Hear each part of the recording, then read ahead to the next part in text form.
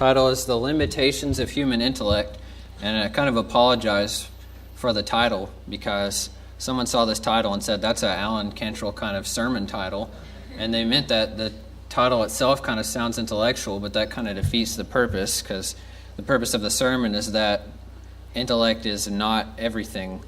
So I kind of brainstormed a minute after I heard that and came up with the title, Being Smart Will Only Get You So Far. So if you prefer that title, just think of that. But some people say that the goal of colleges shouldn't be to show people how much they know, but rather to show them how little they know.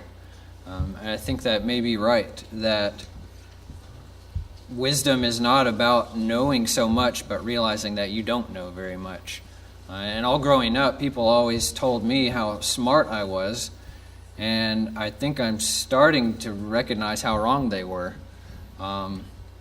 That, being able to do math or something like that, or learn a new language, is only a small part of what it would actually mean to be smart or to be wise. So there's a lot of limitations to human intellect. Being intellectual or being smart, being brainy is only so valuable. And Scripture really puts that in perspective for us. That's what I want to look at this morning. First of all, Scripture would teach us that human intellect is a means, not an end. That is, you could use your brain power to do almost anything, but how are you going to decide what you're going to use your brain power for? So intellect itself is just a means. It's not an end. It's not just good in and of itself. Solomon was called the wisest man who ever lived, and people would come from all over to hear his wisdom and to hear him talk about all kinds of different things. And in fact, he even talked to them about plants and animals and nature, just all kinds of things in the world. And he was known for his writings and for his collections of wise sayings. And at the end of the book of Ecclesiastes, he says, the words of wise men are like goads, and masters of these collections are like well-driven nails. They are given by one shepherd. Then he says, but beyond this, my son, be warned. The writing of many books is endless, and excessive devotion to books is wearying to the body. The conclusion, when all has been heard, is fear God and keep his commandments, because this applies to every person. For God will bring every act to judgment, everything which is hidden, whether it is good or evil. A lot of people who are probably associated with academics these days can relate to what he says, that the writing of many books is endless. There is no end to human scholarship, no end to academia. There's no end to all the meanderings that the human mind can go through.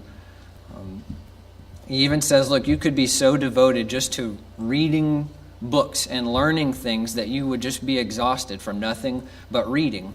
And truthfully, even if you did that, you couldn't even read a small amount of all the books that are out there if you just devoted your whole life to being exhausted from all the reading that you did. And then he sort of changes and says the conclusion, when all has been heard, is fear God and keep his commandments. Better to fear God and keep his commandments than to have all of this head knowledge and not be righteous, or to not have the kind of wisdom that comes from God. It's like he's telling us that we've got to have a direction for our intellect. And that direction is to fear God and to keep his commandments. This may be why Solomon said in his Proverbs, the fear of the Lord is the beginning of knowledge. Fools despise wisdom and instruction. And then in Proverbs 9, the fear of the Lord is the beginning of wisdom, and the knowledge of the Holy One is understanding. So if the fear of the Lord is the beginning of knowledge and the beginning of wisdom, then you really don't know much if you don't have the fear of the Lord, because there's no positive direction for your intellect. I think the truth that Scripture is giving for us here is that we need morality to guide us in our intellectualism, so that we can know what we ought to study, what we ought to dissect, what we ought to do with the knowledge that we can gain. And if you just look at human history, you can see countless examples of human intellect that was used with disastrous results because it wasn't oriented by morality. It was just it was just intellectualism for its own sake, or it wasn't properly guided by a fear of the Lord, which would be the place where we should have started to begin with. Another limitation of human intellect is that humans are extremely susceptible to bias. And this might tie right in with our first point, that intellect can be used as a means to whatever we want. We will often use our brains to come up with all kinds of excuses for why we should do the things that we want to do, for whatever selfish reasons we might have. And we use our intellectualism as an excuse for our biases. This is described in this, among other passages, in Romans 1, 18-23. It says, "The wrath of God is revealed from heaven against all ungodliness and unrighteousness of men who suppress the truth in unrighteousness." So they have this bias against God, that when the truth about him is presented to them, they want to suppress it. They want to actively push it away, to skew things so that they don't have to follow God. It says, because that which is known about God is evident within them, for God's made it evident to them. For since the creation of the world, his invisible attributes, his eternal power and divine nature have been clearly seen, being understood through what has been made, so that they are without excuse. You could look around at the world and you could say, how is it not obvious that there is a God that has made all of this? And there are PhD scientists who look around at the world at creation and believe it is obvious that God has created all of this. But how are there so many other smart people, intellectual people, that don't believe in God, or that have completely wrong beliefs about him, or that they can come up with so many reasons why we shouldn't follow his will? It may be because of their bias, because they suppress the truth in unrighteousness. Where he says, even though they knew God, they did not honor him as God or give thanks, but they became futile in their speculations, and their foolish heart was darkened. Professing to be wise, they became fools, and exchanged the glory of the incorruptible God for an image in the form of corruptible man and birds and four-footed animals and crawling creatures. So in all of this rationalizing that they did, these futile speculations, they thought that they had become wise, but really they had suppressed the truth about God and had actually become fools. Well, intellectualism can do that. It's not inherently wise or foolish. It can be used either way. And I shared this with you earlier, but it continues to be something I'm interested in. This study that was done where they would give people a test with several questions that would determine how good they are at seeing truth that is difficult to see at first glance. So they give them questions where it seems like there's an obvious answer, but actually there's a hidden answer that you have to be pretty sharp in order to figure out what the real answer is. So they used this test to determine how rational people were, how good they were at discovering the truth of a matter. And then they would ask these people whether they believed in human evolution from a single-celled organism or not. Do you believe in macroevolution? And see if these people changed their opinions over time. What they found is that people with highly developed mental tools for turning over and examining ideas are more skilled at explaining to themselves why they shouldn't or should accept a verifiable scientific claim. That was their words. Basically what they found was smart Christians don't accept evolution. The Christians that didn't do as well on these tests, that weren't able to discover the truth as well, were much more likely to be convinced that evolution was true. But then when they looked at secular people, or atheist people who weren't religious, the very smart people on that side did believe in evolution. And the ones that weren't as well at seeing the truth were more likely to be convinced that evolution wasn't true. So basically they got confused and they realized that smart people can convince themselves of whatever they want. If you're a Christian and you're smart, you convince yourself evolution is not true. If you're an atheist and you're smart, you convince yourself that evolution is true.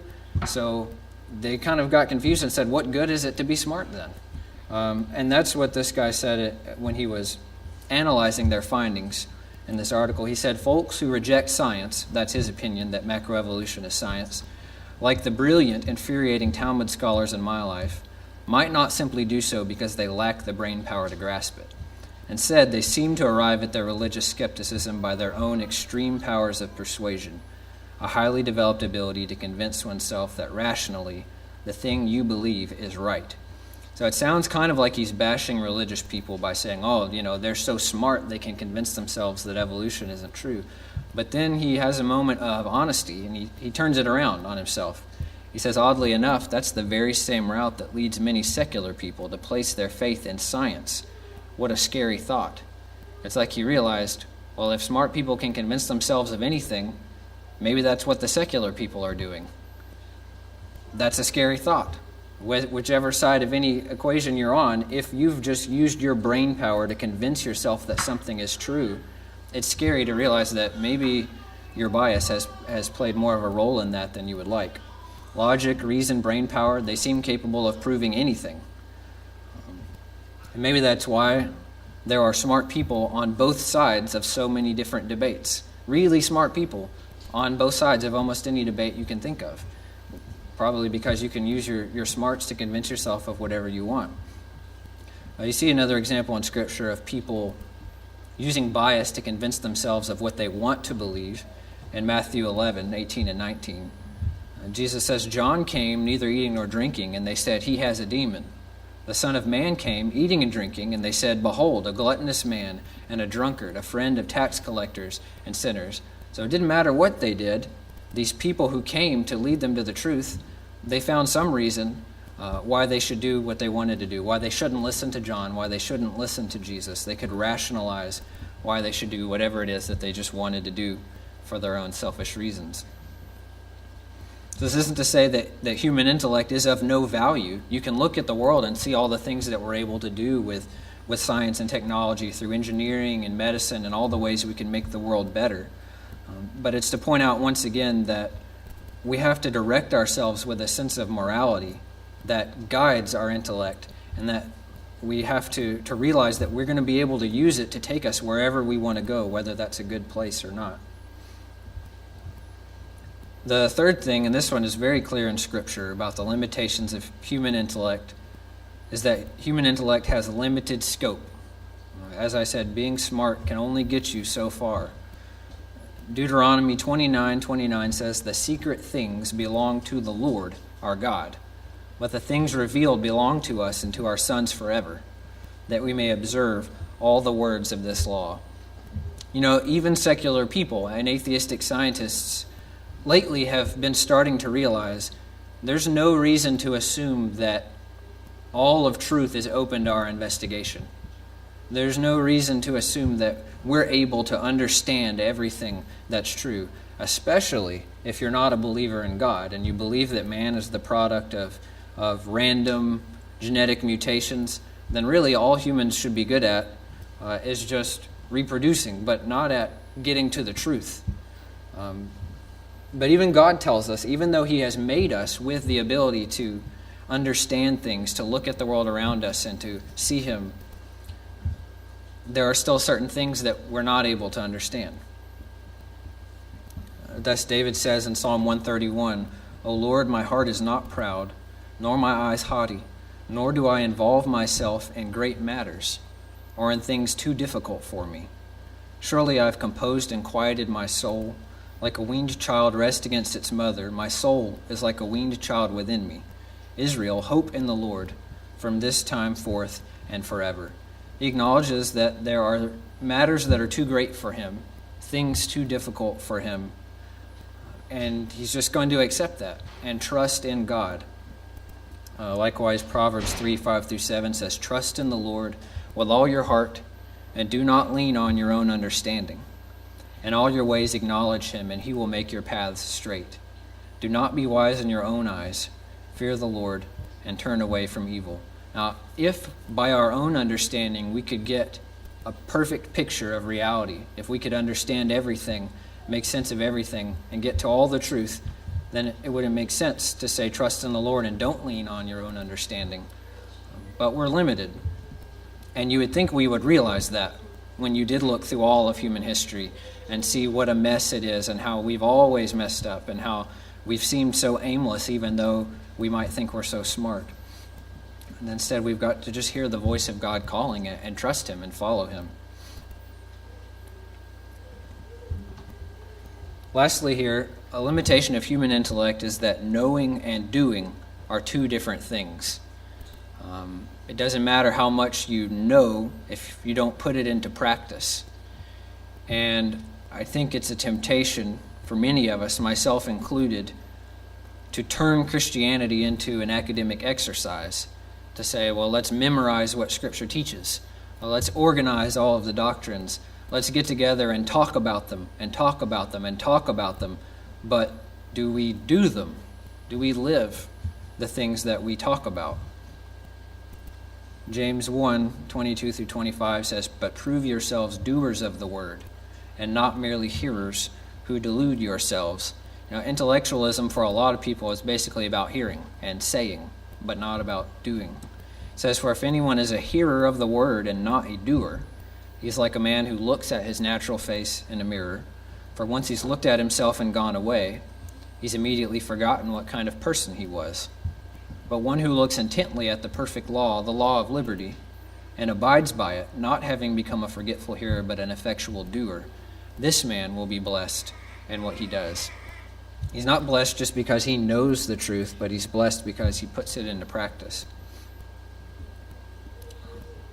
If we're not careful, we'll become like these people in Acts 17:19-21. "They took him and brought him to the Areopagus, saying, 'May we know what this new teaching is which you're proclaiming?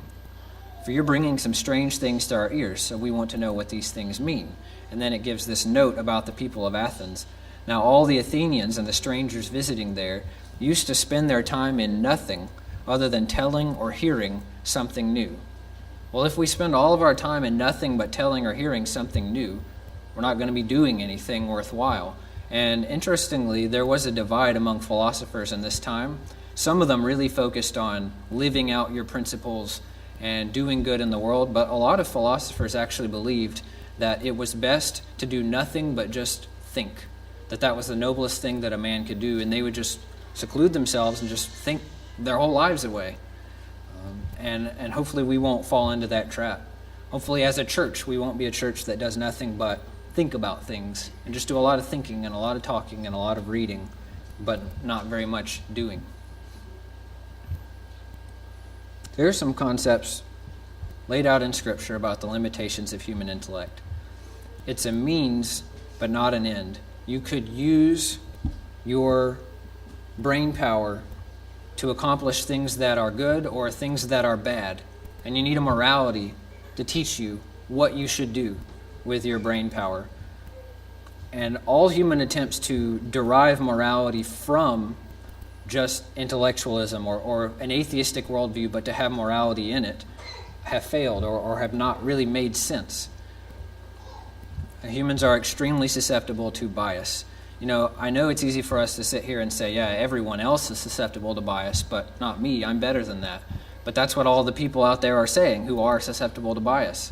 And so you've got to look at yourself too, and you've got to realize that you can trust in the Lord, or you can trust in yourself, but trusting in yourself doesn't make a lot of sense when you look at how flawed human thinking typically is.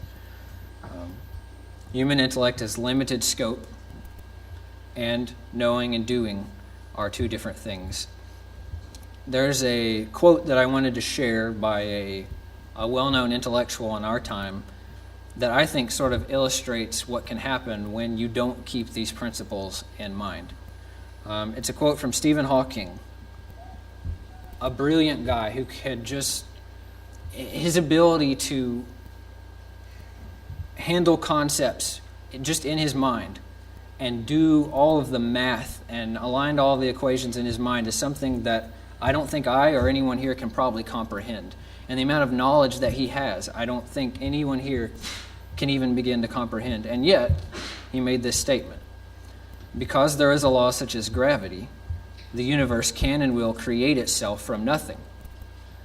Now, there's a Christian apologist named John Lennox who took one look at that, and he said, first of all, if you already have gravity, you're not creating the universe from nothing. So that's contradiction number one. Second of all, a law can't do anything. A law is just a description of what we see in nature. Only a person or an agent can make something happen. So that's contradiction number 2. And number 3, perhaps the most obvious of all, you can't say the universe will create itself. Because if you say X creates Y, that means if you have X, then you get Y. But if you say X creates X, it doesn't make sense. You'd have to have it for it to create itself. And so the point of dissecting that is, look, there are 3 obvious contradictions in what he says. It's nonsense. And yet, he's one of the smartest people in the world. And it kind of shows you what happens when we lose sight of the limitations of human intellect and think that it can show us all truth. And there's a lot of other silly statements that intellectual people make. A lot of people today are saying there's no such thing as an objective truth, which leads you to question, is that true or not? No way to know, so it's pretty much a pointless statement. People say that consciousness and the self are an illusion, but an illusion is something that you experience. So I'd have to be here in order to experience. And people say that life created itself from non-life spontaneously, but they have no idea how it happened, and all of modern evolutionary theory rests on that concept, and there's not even a theory for how it happened. It's just taken on faith, even though it makes no sense at all. And so you can see just in these ways what happens when we lose sight of the limitations of our intellect. You know, many people think that Christianity is opposed to intellectualism, that Christians don't like smart people, and that we don't want people to think for themselves or to try and figure things out. But the title of this sermon is not the evil of human intellect. It's just the limitations of human intellect. Being a Christian doesn't mean you shouldn't think for yourself, that you shouldn't question things, that you shouldn't try to figure out the truth through whatever means you have. But it does mean at the end of the day, you're willing to trust God. That you see his revelation in his word, and it rings true for you, and you follow it. And that's just a decision that each one of us can make for ourselves. So I hope all of that wasn't presented in too intellectual of a way. That's kind of my problem. Because I've been so used to thinking that way. But I hope even if it was, we could get into the Word on our own time this week and just read it for the simple book that it is. The simple, powerful book, unlike any other book ever created. And we can come to know the God who's in it, who is a God that we can trust. If we can help you in any way, baptize you into Christ, or do anything else for you, you can come as we stand and sing this morning.